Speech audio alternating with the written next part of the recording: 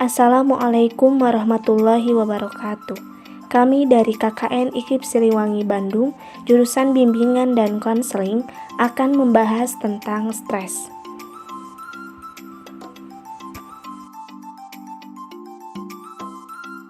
Di masa pandemi ini, banyak sekali tantangan dan ujian yang harus kita lewati dengan penuh kesabaran. Banyak hal-hal yang perlu kita jaga dan perlu kita perhatikan seperti kesehatan.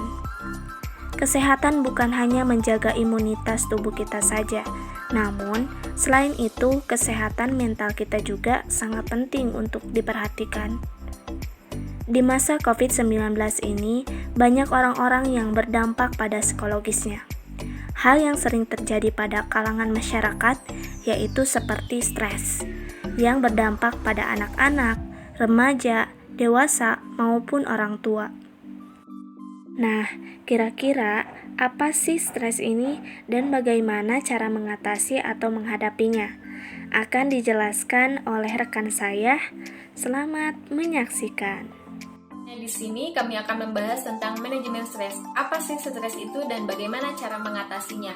Manajemen stres merupakan suatu kemampuan menggunakan sumber daya dengan efektif dalam mengatasi kekacauan atau gangguan mental dan emosional yang muncul dari tanggapan atau respon. Tujuan dari manajemen stres di sini juga yaitu untuk memperbaiki kualitas hidup seseorang agar menjadi lebih baik lagi. Seseorang itu dapat dikatakan stres apabila dirinya merasakan banyak tekanan seperti banyaknya tugas, sulitnya mencari pekerjaan dikarenakan adanya wabah COVID pandemi saat ini. Merasa khawatir yang berlebihan dikarenakan banyak menonton berita-berita tentang virus corona. Terus, merasakan cemas yang berlebihan sehingga dirinya merasakan takut mati dan lain sebagainya. Maka, tips dari saya untuk menghadapi stres pandemi ini yaitu banyakin olahraga, banyakin makanan atau mengkonsumsi makanan yang sehat dan bergizi, kurang-kurangi menonton berita yang tidak jelas, patuhi protokol kesehatan karena maskerku melindungimu dan maskermu melindungiku. Jangan lupa tingkatkan keimanan kita kepada Allah Subhanahu wa Ta'ala. Ini saya akan membahas tentang penyebab stres. Langsung saja pada penjelasannya. Setiap orang memiliki reaksi yang berbeda-beda terhadap tekanan situasi yang dihadapinya. Apa yang menyebabkan stres pada satu orang mungkin tidak menyebabkan stres bagi orang lain. Meski semua kehidupan terdapat tantangan, namun sebagian orang mampu menghadapi dan menjalani stres tersebut dengan baik. Namun ada juga orang yang tidak bisa menyelesaikan stresnya tersebut dengan baik. Lalu apa saja sih penyebab-penyebab stres itu? Langsung saja kita bahas sekarang ya. Yang pertama ada masalah pekerjaan. Yang kedua ada masalah keluarga atau juga bisa disebut broken home. Yang ketiga ada masalah keuangan. Yang keempat ada masalah waktu.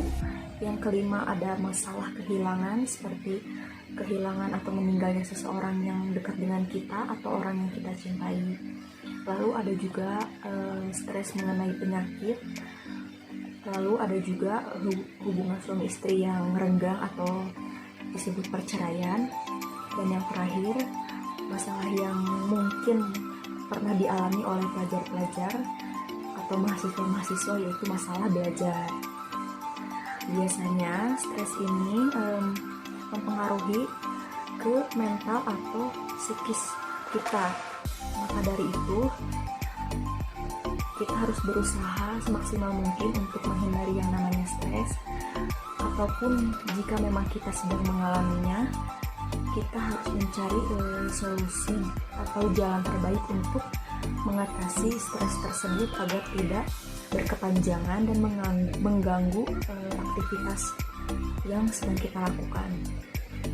Baik, saya akan melanjutkan penjelasan mengenai external stress. Jadi, external stress ini terjadi karena berbagai macam hal yang ada dalam luar diri kita. Yang pertama ada kondisi ruangan. Kondisi ruangan ini dapat dipengaruhi karena kondisi ruangan yang berisik, lalu juga pencerahan yang ada dalam ruangan, ataupun ruangan yang terlalu sempit. Yang kedua ada social interaction. Jadi social interaction ini ada stres yang kita alami karena adanya perlakuan yang kurang baik dari orang lain. Yang ketiga ada organisasi. Organisasi ini stres yang terjadi dalam diri kita karena adanya tekanan ketika kita berada dalam suatu organisasi, misalnya itu seperti tekanan pekerjaan, atau misalnya pun banyaknya deadline dan tugas-tugas yang harus kita kerjakan dalam pekerjaan ataupun organisasi yang kita alami.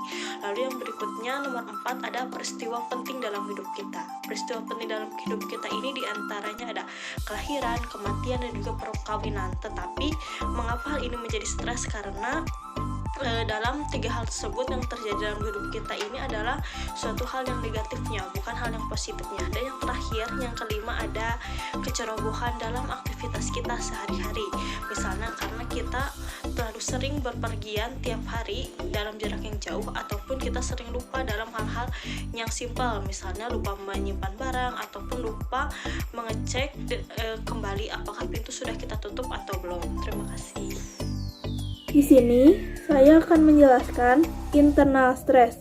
Jadi, internal stress bisa dikarenakan terdapat pemilihan dari gaya hidup yang diikuti, seperti kecanduan minuman yang mengandung kafein, berkurangnya tidur, dan jadwal yang selalu padat. Yang kedua itu, pembicaraan pribadi yang negatif. Hal ini biasanya muncul dengan tanda pemikiran yang pesimis, sering mengkritik diri sendiri, dan menjalankan analisis yang berlebihan. Yang selanjutnya itu jebakan pikiran, seperti mengharapkan yang tidak kunjung terwujud, terlalu banyak yang dipikirkan, atau tidak berpikir sama sekali, atau karena pikirannya kacau. Selanjutnya, hambatan secara pribadi seperti terlalu sibuk bekerja atau terlalu menginginkan segala sesuatu yang sempurna atau ingin terlalu perfeksionis. Di sini saya akan menjelaskan internal stress. Jadi, internal stress bisa dikarenakan terdapat pemilihan dari gaya hidup yang diikuti, seperti kecanduan minuman yang mengandung kafein, berkurangnya tidur, dan jadwal yang selalu padat. Yang kedua itu, pembicaraan pribadi yang negatif. Hal ini biasanya muncul dengan tanda pemikiran yang pesimis, sering mengkritik diri sendiri, dan menjalankan analisis yang berlebihan. Yang selanjutnya itu, jebakan pikiran, seperti mengharapkan yang tidak kunjung terwujud, terlalu banyak yang dipikirkan, atau tidak berpikir sama sekali, atau karena pikirannya kacau. Selanjutnya, hambatan secara pribadi seperti terlalu sibuk bekerja atau terlalu menginginkan segala sesuatu yang sempurna atau ingin terlalu perfeksionis. Stres terbagi menjadi 2. Yang pertama ada eustress dan yang kedua ada distress. Nah, eustress ini merupakan stres yang bersifat positif di mana dia diperlukan dalam tubuh kita, dan munculnya eustress ini akibat kita melakukan aktivitas baru yang membuat kita menjadi gembira dan merasa puas akan hal itu. Contohnya, pada masa pandemi kali ini kita dituntut untuk memiliki imunitas dan kesehatan tubuh yang baik. Maka untuk itu, olahraga teratur dianjurkan untuk setiap individu. Nah, individu yang tidak pernah melakukan olahraga menjadi berolahraga, dan setelah dia melakukannya, dia merasa sehat dan dia merasa puas dan merasa bugar. Nah, hal itu merupakan dia telah mengaplikasikan stres positifnya. Dan yang kedua ada distress. Nah, distress ini merupakan stres yang bersifat negatif, di mana apabila individu terus memilikinya mampu mempengaruhi kesehatannya. Nah, contohnya pada masa pandemi kali ini, orang tua dituntut untuk mengawasi pembelajaran anaknya dari rumah. Akibat adanya hal ini, orang tua menjadi stres dan panik, sedangkan anaknya tidak mengerti apa yang dia ajarkan. Nah, akibatnya orang tua melakukan hal-hal yang tidak diinginkan kepada anaknya. Nah, hal ini termasuk ke dalam distress. Selanjutnya ada beberapa tips sederhana yang dapat kita lakukan untuk meminimalisir rasa stres itu sendiri dengan tetap di rumah saja. Yang pertama, kita bisa melakukan hobi yang bisa kita lakukan di rumah seperti memasak, atau untuk ibu-ibu kaum muda yang seneng dandan, kita bisa melakukannya di rumah ya. Terus kita juga bisa melakukan olahraga di rumah seperti yoga atau senam-senam kecil yang kita bisa cari tutorialnya di YouTube juga kan, karena kita memiliki keterbatasan gerak, memiliki keterbatasan aktivitas, jadi kita bisa melihat contohnya di YouTube untuk melakukan senam, untuk melakukan yoga, dan selanjutnya juga kita bisa mendengarkan musik yang musik relaksasi untuk merelaksasikan diri kita yang sedang stres atau sedang mumet nih. Lalu kita juga bisa mempersibuk diri kita sendiri yang biasanya aduh ngapain lagi ya, selain ini kita bisa mempersibuk diri kita sendiri seperti melakukan kebiasaan-kebiasaan yang biasanya tidak kita lakukan, yang tadi seperti hobi olahraga yang biasanya kayak gini aduh malas banget kan ya buat melakukan kayak olahraga stretching misalnya yang santai-santai, kita bisa melakukan stretching. Nah, itu beberapa tips untuk mengatasi stres ketika sedang pandemi ini. Ketika kita keterbatasan aktivitas kita, keterbatasan gerak kita itu dibatasi, itu bisa menjadi beberapa cara yang lumayan ampuh untuk meminimalisir si stres itu sendiri.